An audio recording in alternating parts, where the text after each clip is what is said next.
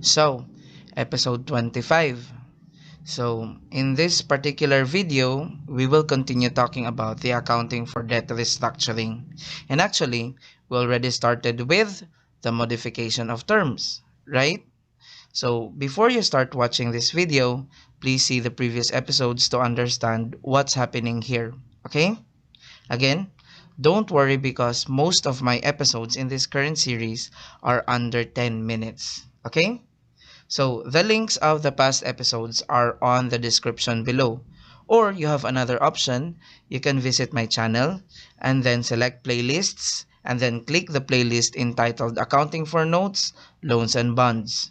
Okay? But if you are updated on my current series, then let's get started.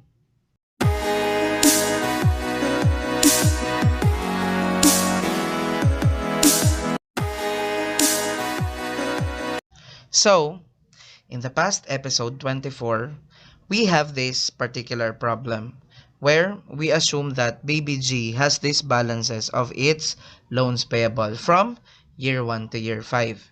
And those balances will only happen if Baby G, the debtor, will pay religiously his obligations. Which are these payments? We have 1.5 million, 1.4 million, 1.3 million, 1.2 million, and lastly 1.1 million. And actually, this is actually the solution of the sample problem that we have been solving for in the past episodes, if you can still remember. Now, in this episode and in the next episodes, we have revised the problem. And we have made the problem where we assume that Baby G only paid up to here at the end of year 3. So, this supposed to be payments of 1.2 million at the end of year 4 and this 1.1 million at the end of year 5 will now never happen. Because again, Baby G is suffering from financial difficulties. Okay?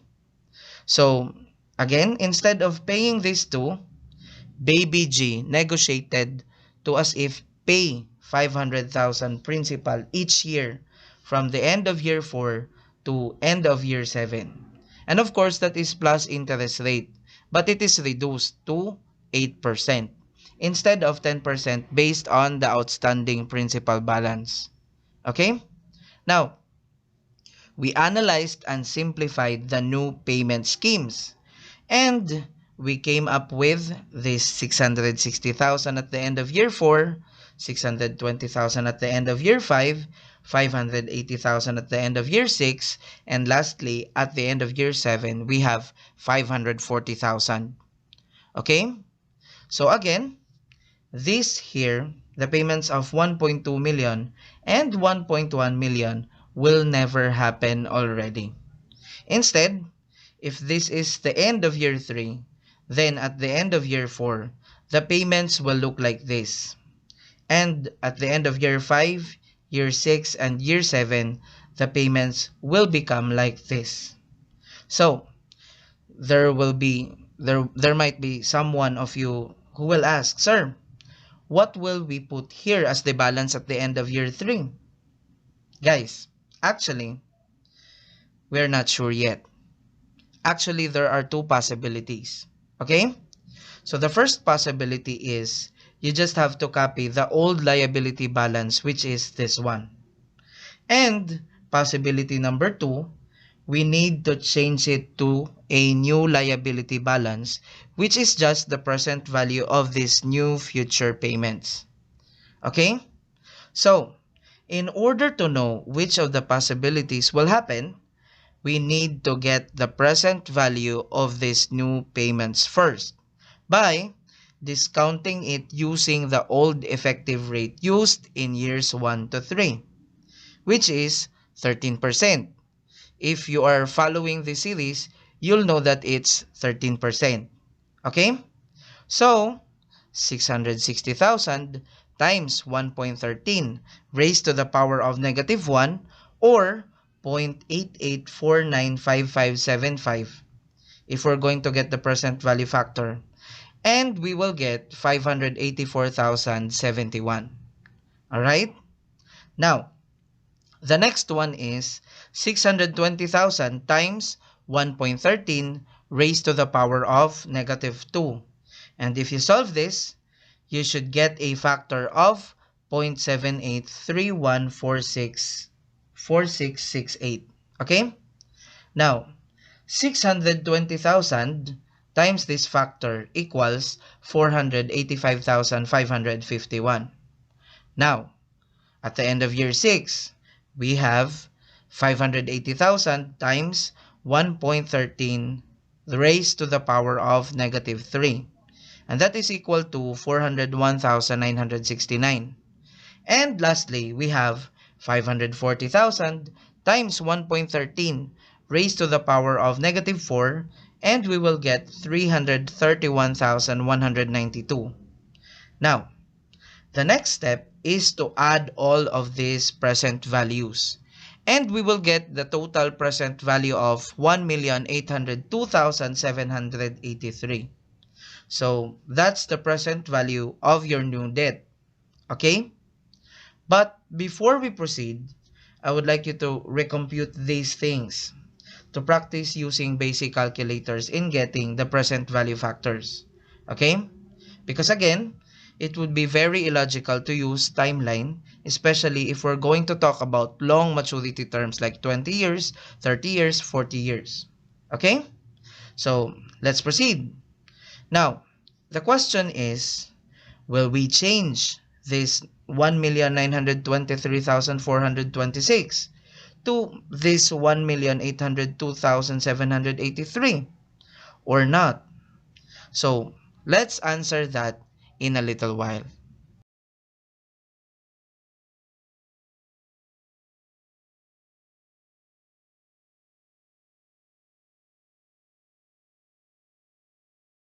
So, again, what should be the balance here at the end of year 3? Is it the old liability still, or are we going to change it to this new liability balance? So, well guys, at this point, to answer that question, you first need to get the difference of this old versus the new balance. Okay? Now, the difference, if you have computed it, is 120,643. Now, let me remind you about something. Okay? So, in getting the difference, please focus on the absolute value of the difference. So, basically, we will not care if the difference is negative or positive. So, that's the meaning of considering the absolute value only. Okay? And yes, there is a chance that the difference will become negative.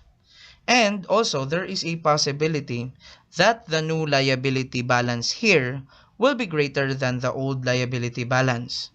Okay? So you need to remember that. But then again, it doesn't matter. Because again, we will only consider the absolute balance of your difference. Okay? Now, what's next is, you need to make this difference a numerator of a fraction.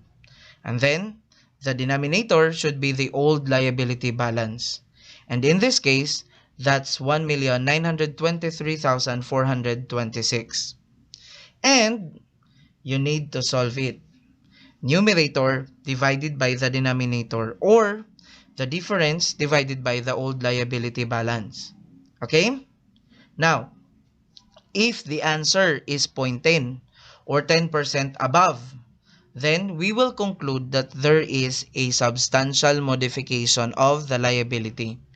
And if there is substantial modification, then the old liability balance will be erased and will be changed to the new liability balance here. Okay? But if the difference over the old liability is below 10%, then we just have to copy the old liability balance here. And we need to ignore the new liability balance. Okay? Now, if you're going to ask why 10%, then my only answer is that it's the standard chosen by the standard setters as the measurement for substantial modification. So, they did not choose any other percentage. They chose 10%. So, that's my only answer to that. Okay? Now, let's go back to the problem. So the difference is again 120,643. So divided by the old liability balance, which is 1,923,426, equals 0.0627 or 6.27%.